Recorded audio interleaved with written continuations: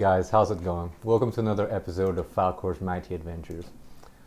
Last time, actually, just a quick announcement. My temperature is 37.1 Celsius, so that means that my temperature has gone down. So for anyone who was worried, because I got a couple of messages, I'm doing great. Apparently, the temperature is going down. It still fluctuates. I'm sure it's going to go up again. But my throat's doing way better, and luckily I've been drinking plenty of tea and taking those those antibiotic throat not pills but like candies. So I think it's been working, and I'm not too worried anymore, but I got to keep an eye out for any other symptoms, and I have to check my temperature every 4 hours or so. So anyway, I was looking at the old video, sorry, the one I made yesterday.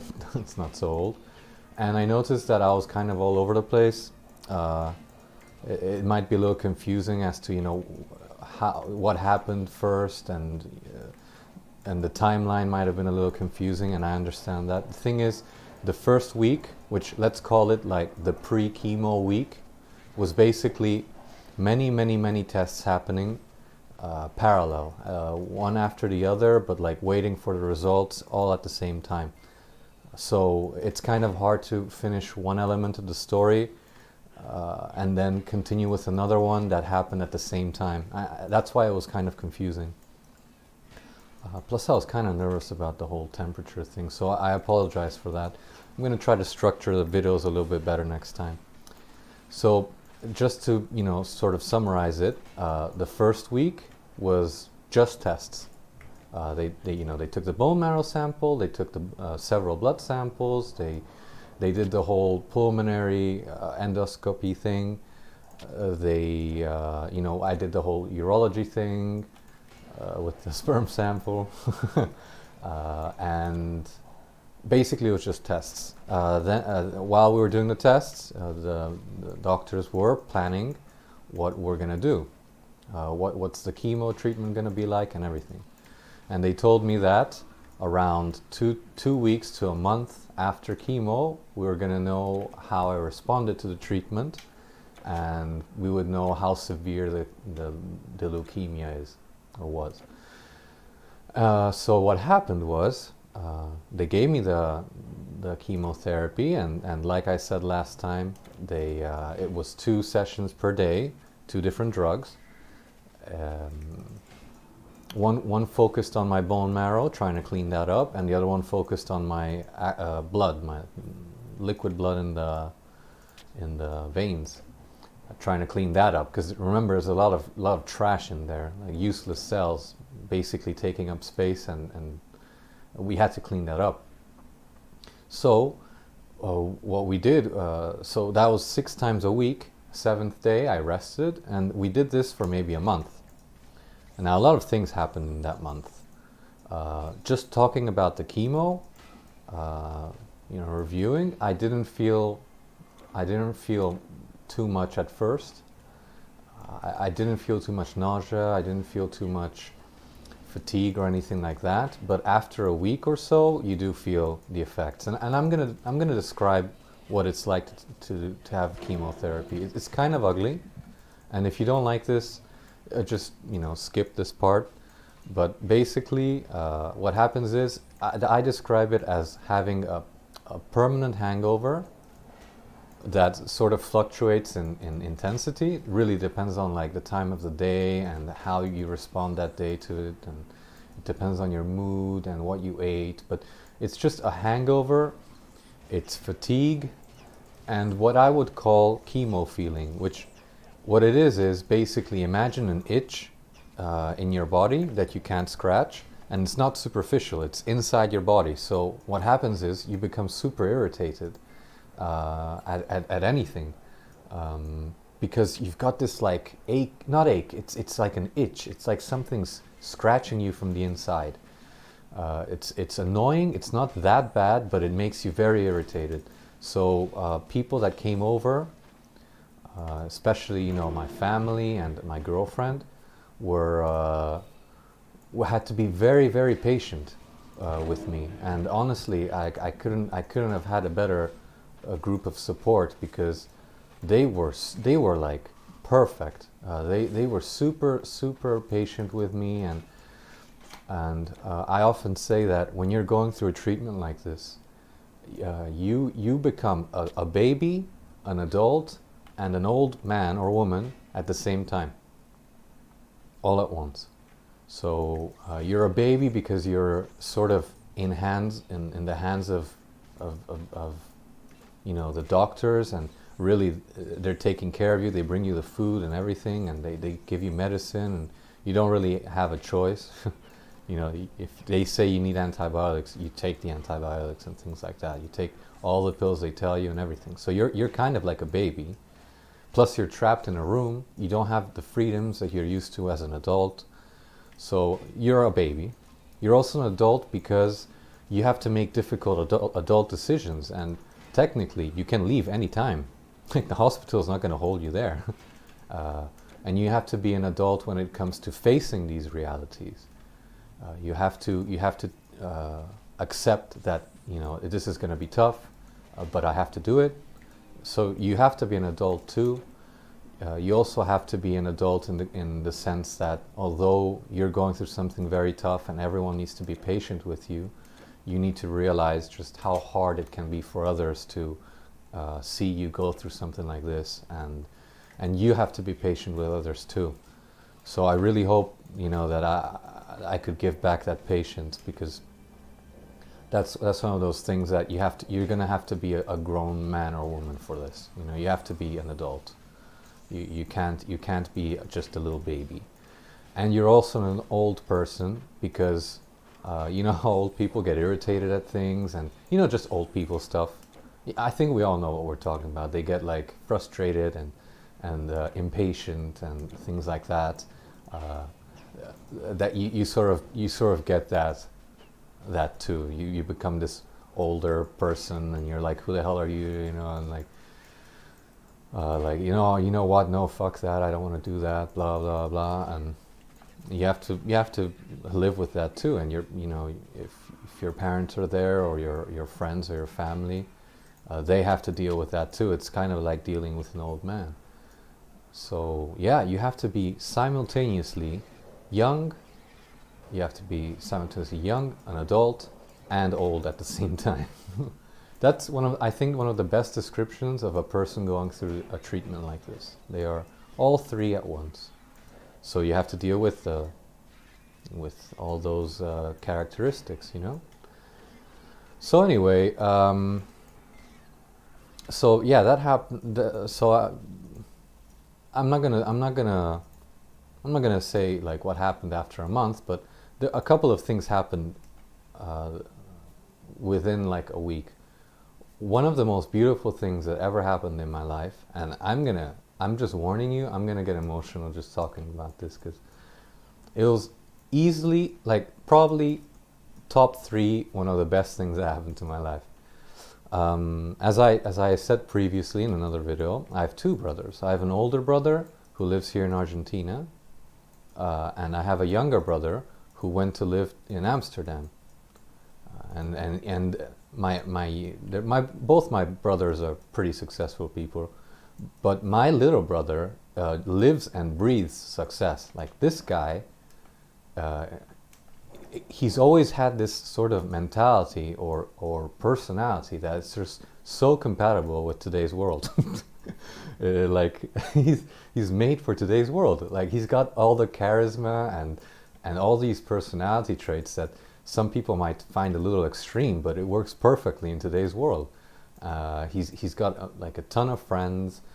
He's got a close circle of friends too, which is rare, having both. He's extremely professional. Everyone likes working with him, at least that's what he tells me. And he's just, straight to the top kind of guy. He like immediately like climbs the ladder super fast. And I'm not going to get into details, but let's just say he works for a really prestigious company. So what happened was, I got, when all of this happened, I actually never told him, because I didn't know how to tell him, and my mom immediately said, let me talk to your brother. I actually, yeah. Let me talk to your brother. You don't worry about a thing. I'm going to tell him everything. So she did. She called him. I don't know what they talked about. It's probably very emotional. But what happened was they talked, and then I got a phone call from my brother, who said, and the phone call, I've never heard my brother like that. He had no words. He couldn't talk. He was just like vowels, like like that. I could hear him crying. He couldn't talk. And if you know my little brother, you know that not being able to talk is practically impossible for him. That guy always has something to say. But he did. He told me, like he can't believe it, and that everything's gonna be okay, things like that. And skip to maybe a week after I started chemo. Of course, we talked and it was over. A week after starting chemo, maybe a few days, maybe just 4 days after starting chemo.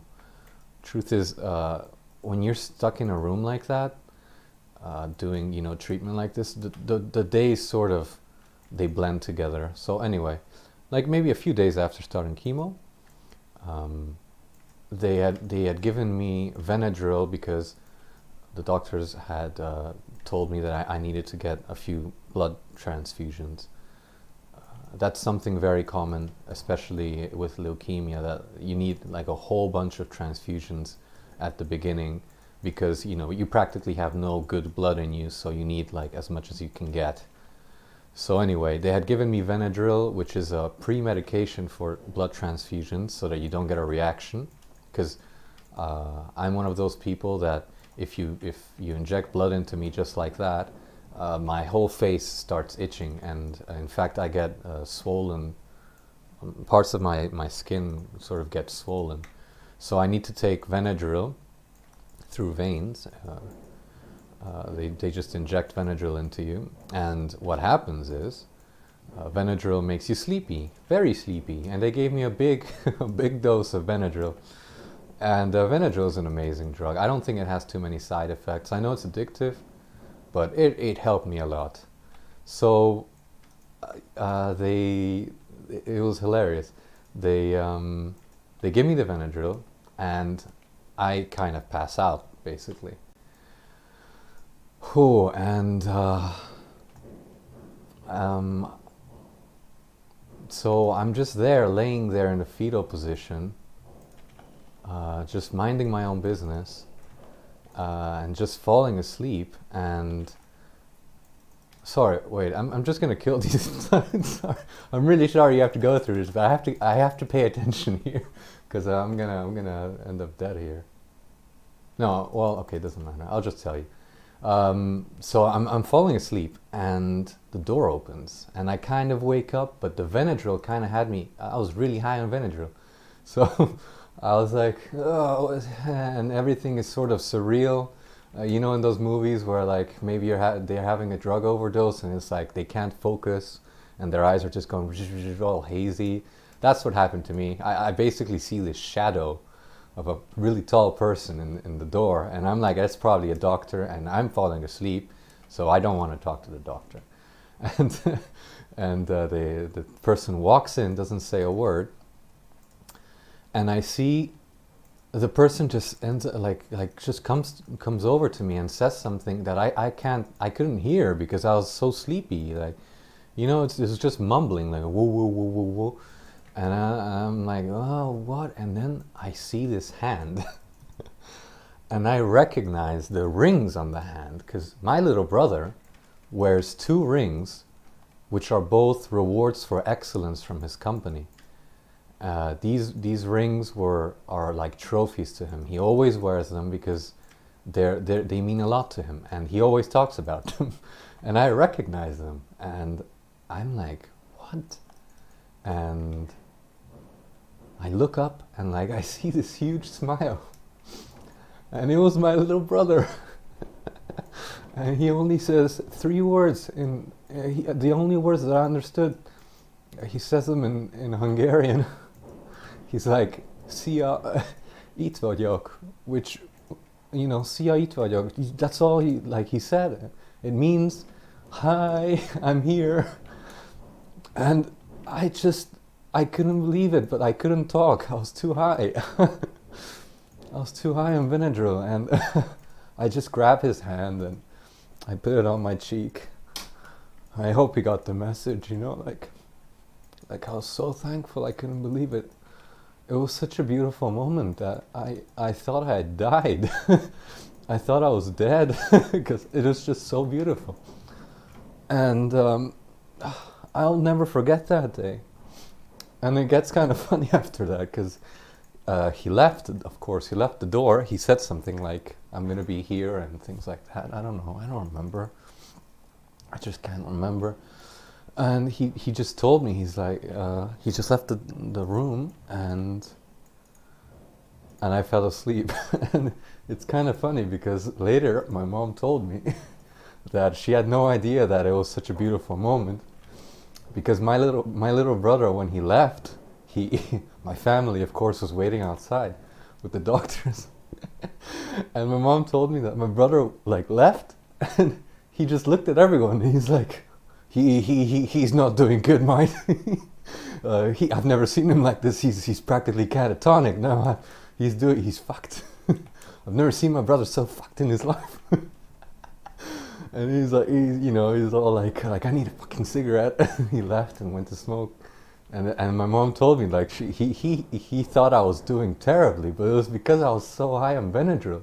And I'm just imagining what he saw. It was just like some guy going, like, holding his hand, like, I don't know, it's just funny. Like, I know that my brother's kind of a spaz when it comes to these things. And so, yeah, it's a beautiful moment that sort of, every time I think about it, I kind of cry. But at the same time, it was hilarious. Just very funny. And it just sounds a lot like my brother. So wait, one of these people is healing. Oh my god, I'm gonna die again. So yeah, that's the story of one of the greatest things that ever happened in my life. And he got special dispensation from the company, which was super nice. Like they were like, you know what, you go be with your brother. And I'm not gonna say anything else. I don't want to get into trouble or anything like that. But I just thought, damn, like there's still good people out there. Really, really, really beautiful gesture. So by the way, I'm trying to find whichever one is healing, because there's one of these whammons, these medusas, that heals the others. So what's the point of attacking if they're just gonna end up healing? And speaking of crying. Speaking of crying, within that week, many of my friends came to visit, and I noticed something which I'm going to tell you now, which was very interesting, which is that many of my friends would come in, of course, with like a mask and everything. Before it was mainstream with the whole pandemic, it was just, everyone had to wear a mask because I was immune suppressed. Well, not suppressed. I was immune deficient, and I remember, it's this one, and I remember almost everyone would immediately say, "Ooh, can I use your bathroom?" And I'd be like, "Yeah, sure, go use the bathroom." And I was like, "That's so weird. Like, everyone needs to use my bathroom like the moment they arrive." And it took me months. In fact, I only realized this maybe a week ago, that it's because everyone went to cry.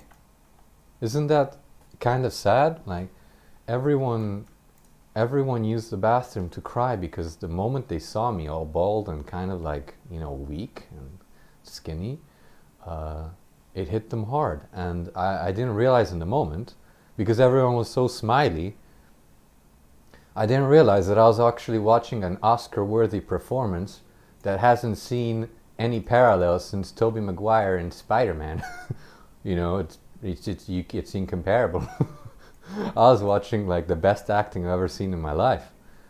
Everyone seemed so happy and like playful, and and no one talked about how I was sick, and they were really careful with what they asked.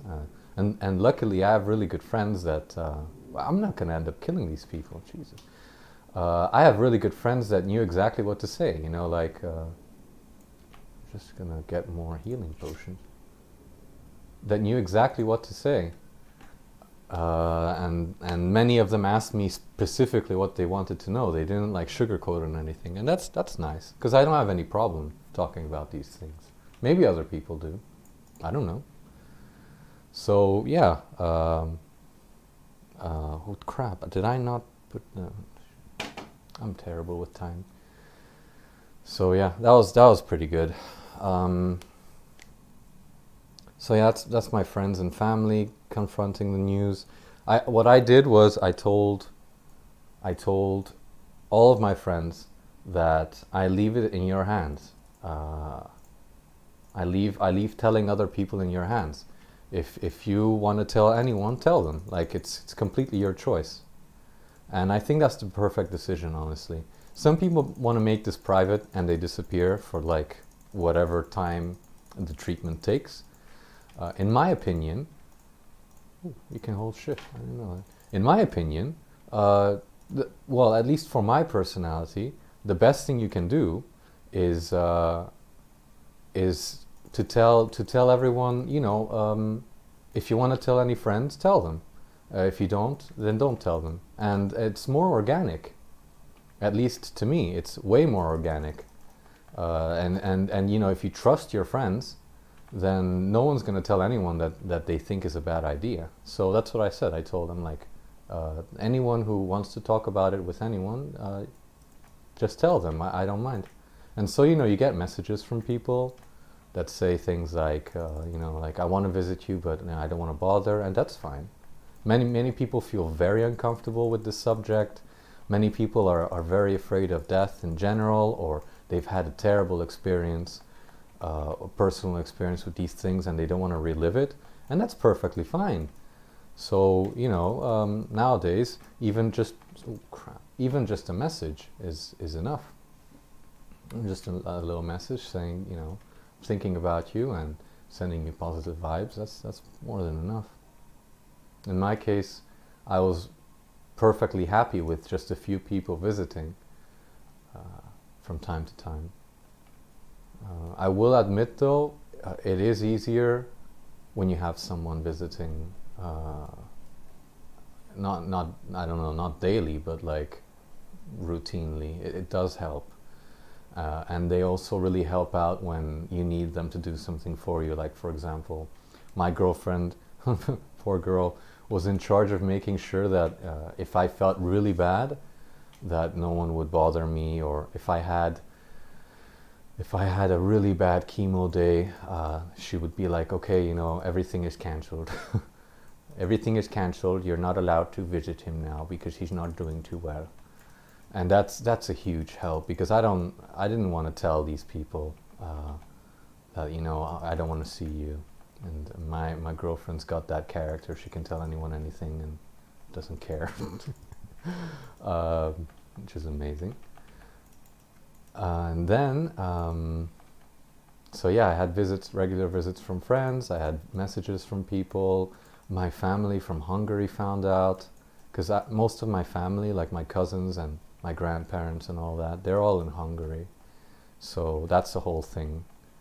And it was kind of a shock for everyone. But you know what? I really do believe that no one doubted that I was going to get better.